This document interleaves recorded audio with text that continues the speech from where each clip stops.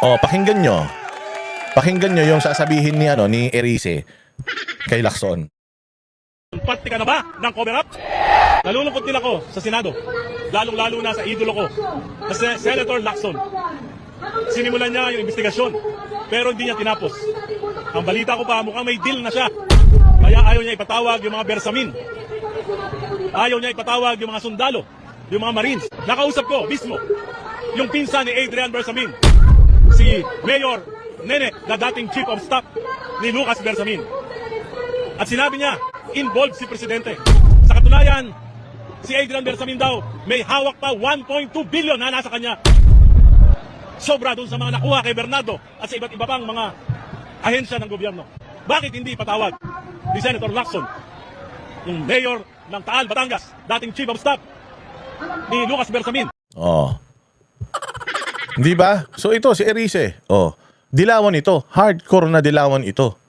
Pero responsibilidad niya na hindi isipin kung sino yung papalit kay Bongbong Marcos if ever na makasuhan nito si Bongbong dahil sa ginagawa niyang kademonyohan sa Pilipinas. Hindi niya niisip na si Inday Sara yung pwedeng pumalit kasi yung successor, ang Vice President si Inday Sara, wala siyang pake. Ang important, hindi naman nagnakaw si Inday eh. Hindi naman nagnakaw si Inday. Ang nagnakaw di umano ay si Bongbong Marcos sa bayang Pilipinas. So kung halimbawa, dahil sa pagnanakaw niya, matanggal siya at si Inday Sara ang pumalit, dahil yun ang dinidikta ng konstitusyon. Yun ang trabaho ng isang vice-presidente. Ngayon, kung ayaw nyo kay Inday Sara, magkakaroon ng eleksyon sa 2028.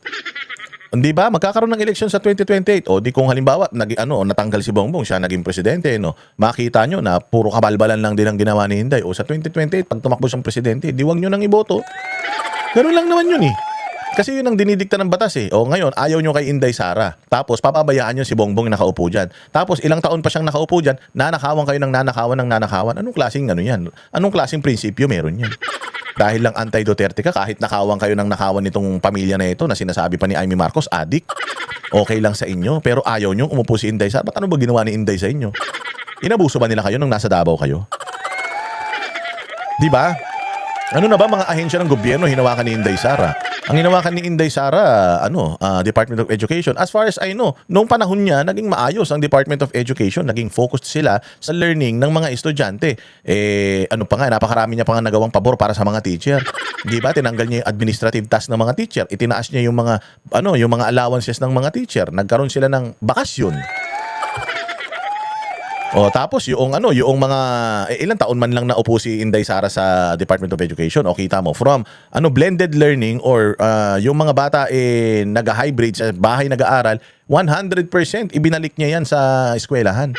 At dahil sa mga patakaran na yan, 'di ba may mga COVID pa naman, kita mo yung mga bata hindi naman nagkasakit, hindi naman mga nangamatay, may nabalitaan ka bang ganun? Ibig sabihin, maganda yung leadership ni VP Sara.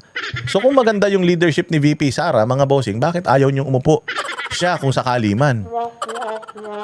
Sa Davao, taga Davao ba kayo? Di naman kayo taga Davao. Kasi kung taga Davao kayo, sigurado ako, kasi at least 90% ng Davaoenyo gusto ang mga Duterte. The other 10% siguro foreigner, di sila masyadong kilala. Or yung mga kalaban nila sa politika, baka isang barangay na ayaw sa kanila. Pero tingnan mo kung gaano kaganda ang Davao, ikumpara mo yan sa probinsya mo.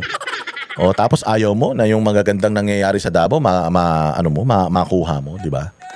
Loko-loko pala kayo eh. So dito makikita mo sinasabi dito ni Erice na ito daw si Ping Lacson meron na daw deal with the Bersamins na hindi ipapatawag ang mga ito because never niya talagang pinatawag si Bersamin. Mantang mo si Bersamin wala na siya sa gobyerno pero never niyang pinatawag. Hindi na nga nasundan yung Senate Blue Ribbon Committee hearings niya. Importante mga bossing itong nangyayaring corruption sa bayan. Dapat talaga tuloy-tuloy ang hearing mo. Yung Quadcom nga eh. Tingnan mo yung Quadcom mo, ilang hearings yun? Umabot yata ng 20 hearings yun. Wala namang napatunayan yung Quadcom na yun.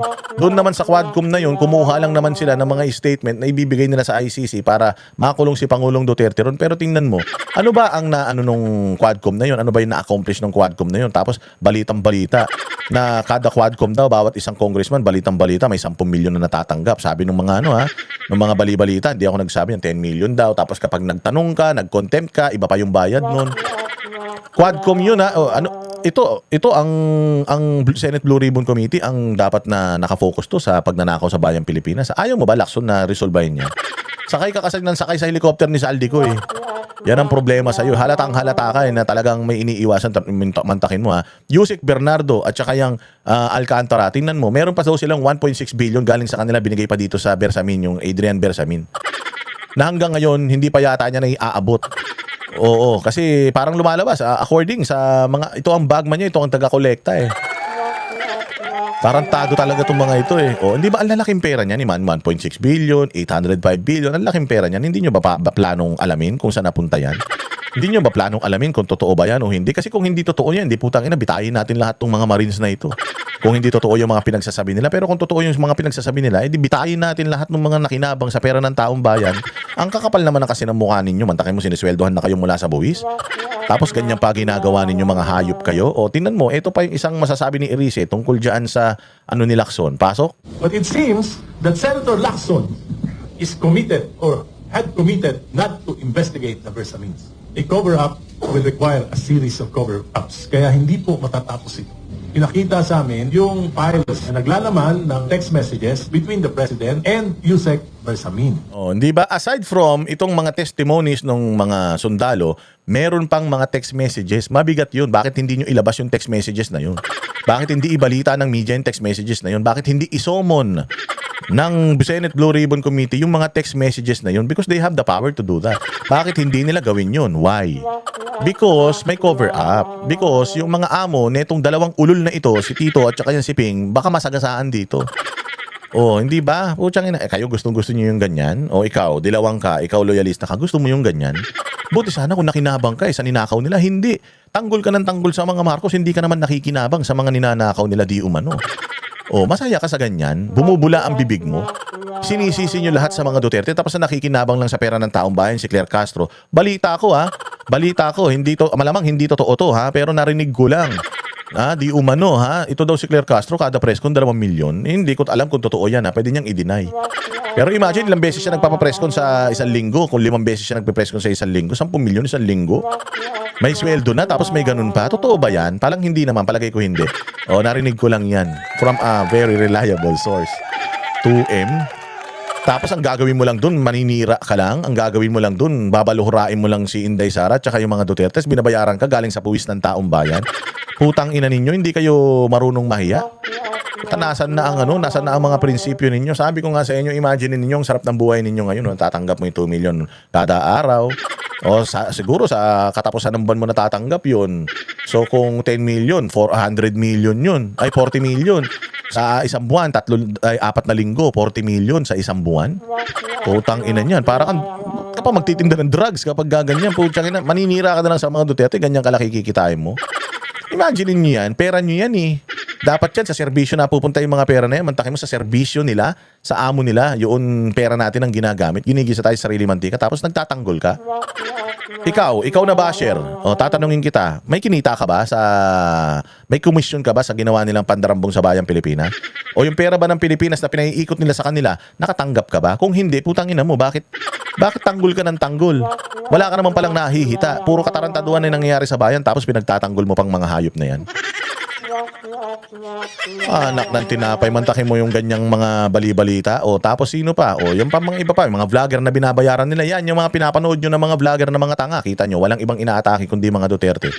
Walang ibang inaatake kung hindi mga kalaban nila na vloggers. Bakit? Kasi wala silang maipakita sa inyong magandang ginawa. Netong administrasyon na to, wala nga, open mouth. O kaya nga, sabi ko nga sa inyo, kaming mga badateros at ang mga DDS vloggers, tingnan nyo, do we get something? Do we get something from this? O from yung pagtatanggol namin sa mga Duterte? Oo, ano yun? Pucha, baka sakali, yung mga yan, tumakbo ulit, baka sakali manalo yung mga yan, maging maganda Pilipinas, putangin na nyo, pati kayo damay. Samantalang yung mga amo ninyo, ninanakawan tayo, lahat tayo damay, lahat tayo binabaha, lahat tayo nagkakaroon ng kurikong sa paa dahil sa hindi na nawawala yung tubig. Wala, gutom na lahat ng mga Pilipino, tapos binagtatanggol nyo pa. Tangina ninyo, mga tanga kayo. Ano pang masasabi mo dyan, Erice? Nakalagay doon, 7 billion, report siya kay Presidente, natanggap na lahat ng 7 billion, at susunod niya yung kwenta kung saan napunta yon. May mga napunta doon sa mga kandidato na alyansa, 11. 12 po yung kandidato na alyansa, 11 yung nabigyan. Takin mo, 11 nabigyan sa alyansa?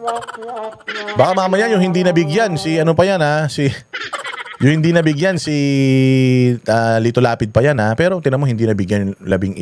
Ay yung 12, 11. Si Aimee. Siyempre, hindi na mabibigyan niya si Amy. Alyansa si Amy. Ilan lang naman may alyansa eh. So, ibig sabihin si Camille Villar, nakatanggap pa yan? Hayop ka, Camille. Kaya na, masaklap nito, pera ng taong bayan. Pera ng taong bayan, yung mga pinagkukuha ninyo, mga hayop kayo, pinangkandidato, pinangkampanya ninyo, yung pera ng taong bayan, hindi kayo nahihiya, tanginan nyo. Dapat talaga masunog ang mga kaluluwa nyo, mga 1 milyong ulit. Lahat po nabigyan, including Senator Lacson and Senate President Tito Soto, nabigyan. Alam ko na hindi naman nila alam kung saan galing yon. Kaya walang problema doon. Natural lang naman, yung mga national candidates, sinutulungan ng kanilang mga partido. Minapunta kay Andrew E., 68 million, talent fee. At yan ay dumaan lahat kay Congressman Toby Chanco. Ginawa ko, pinunta ko si Kong Toby. Dahil kaibigan ko naman yan. Tinanong ko siya, totoo ba yan? Sabi niya, totoo. So, ibig sabihin, ito pa lamang ay worth investigating na. Yung pinakita sa akin ang mga text messages, merong ibang issue, not just the campaign, pero may mga national issues na patrabaho si Presidente kay Yusek Bersamin. Kung totoo o hindi ito, malalaman natin kung papatawag ng Senado si Yusek Bersamin, si E.S. Bersamin, tawag lang para magkaalaman. By the way, ni-reveal yan ni Congressman Tino February 9. Ano nung date na ngayon?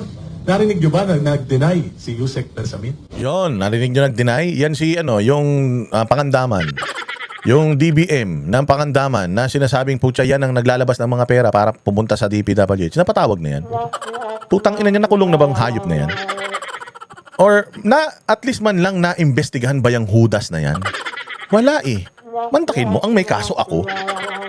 Ako ang may kaso? Si Jack Argota may kaso? Kakasuhan yung mga Marines. Tapos itong mga putang ina nito, nas kaliwat kanan na nga yung mga ebidensya at sumbong na ibinabato sa kanila. Putang ina, malaya ang mga hayop. Putang ina, napaka-unfair ng buhay, no? Hayop. Sobra, di ba? Narinig nyo ba na nag-deny si E.S. Bersamin? Hindi sila nagde-deny.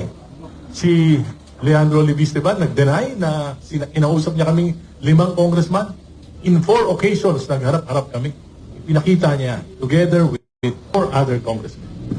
So, it's worth investigating. Ayan, di ba? Palakpakan. Ang galing. Alam mo, sabi ko nga sa inyo, si Erice, di naman yan kakampi ng mga Duterte. Staunch critic yan ng mga Duterte. Pero ang pinag-uusapan natin dito, bayang Pilipinas na. Regardless anong kulay mo, dilaw ka, girl boy, bakla, tomboy, pagka para sa Pilipinas, dapat sama-sama tayo. Kapag dinakawan tayo, hindi lang kami ang ninikawan ng mga anti-Duterte, ay anti-Marcos, hindi naman kami anti-Marcos actually. Yung mga pro-Duterte, halimbawa kaming mga pro-Duterte, ninakawan kami. Hindi lang kami, pati kayo tanga. Feeling nyo naman na kami lang ninanakawan, kayo hindi. So dapat involved kayo dito, dapat magsalita kayo rito. Dapat i-call out natin itong mga tao na ito, itong mga congressman, itong mga senador. Sabi ko nga sa inyo marami nagsasabi, i-call out natin lahat ng mga senador. Ayan, sabi ko nga sa inyo, si Senator Bong Revilla nakakulong na. Pinagdudusahan niya na yung ibinibintang sa kanya. Bintang pa lang yun, nakakulong na siya. Okay man lang hindi nga nasabi ko nga sa inyo Hindi natin sinasabi na si Bong Revilla walang kasalanan. Pero ang sinasabi natin dapat patas. Kung nakulong si Bong Revilla dahil sa ibinibintang sa kanya ni Bersamin at saka ni ni Alcantara at saka nito ni Bernardo, sana lahat din ng mga inaakusahan nakakulong na din ngayon. Hindi pwedeng si Senator Bong Revilla lang, dapat lahat nakakulong. Kasi napaka-unfair naman, 'di ba? Napaka-unfair naman. Sabi ko nga sa inyo, kasi Senator Bong Revilla tarantado katulad ng ibang mga yung mga sinasabing mga pangalan diyan. Di sana tumakas na yan si Bong Revilla, kaya sana nagbayad na rin yan ng mga kung sino-sino para hindi siya makulong. Pero tingnan mo, siya yung naunang nakulong, siya yung pinakawala namang kasalanan. Hindi ko sinasabing walang kasalanan na not guilty na, pero ibig ko sabihin, least. Least guilty. Kung sakali man na may tinanggap siya na pera, least guilty. Ang dapat na ikinukulong natin yung most guilty. Sino ba yung most guilty? Si Alcantara, si Hernandez, si Bernardo, yan si Bersamin, si Pangandaman, si Bongbong, si Martin Romualdez, si Sandro Marcos, yan ang mga most guilty.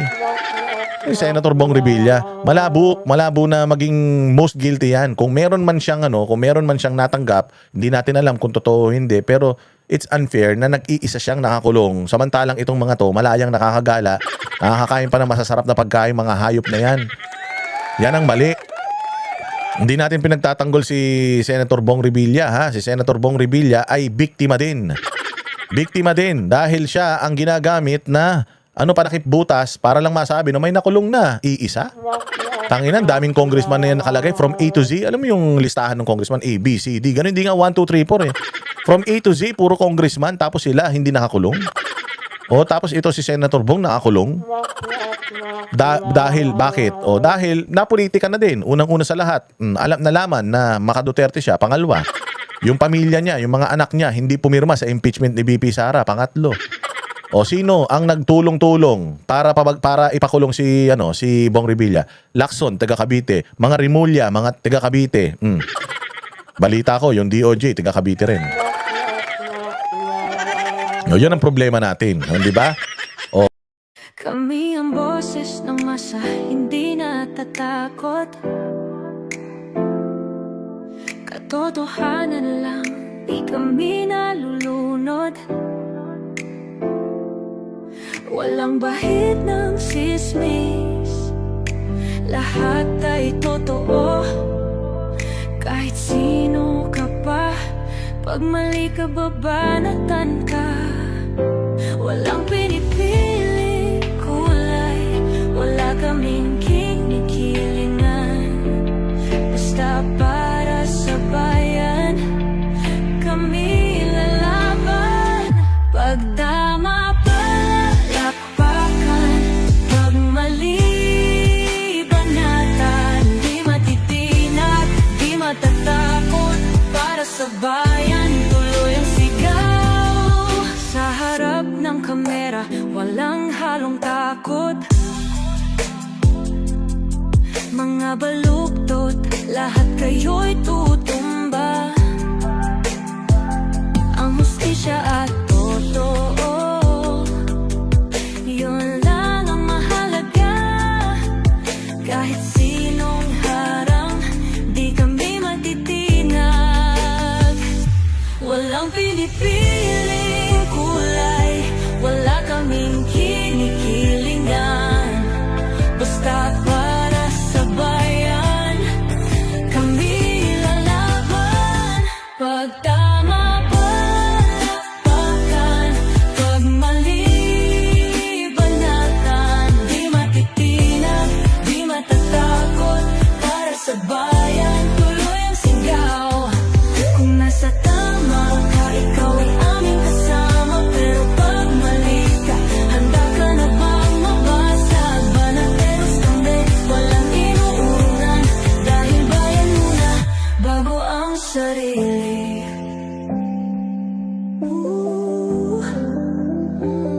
Bago ang sarili.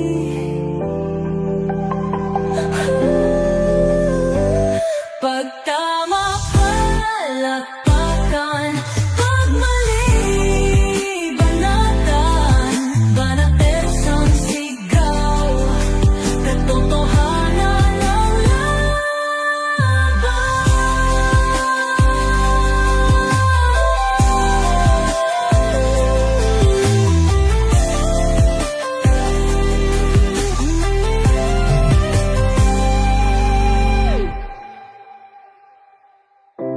Sa harap ng kamera, wala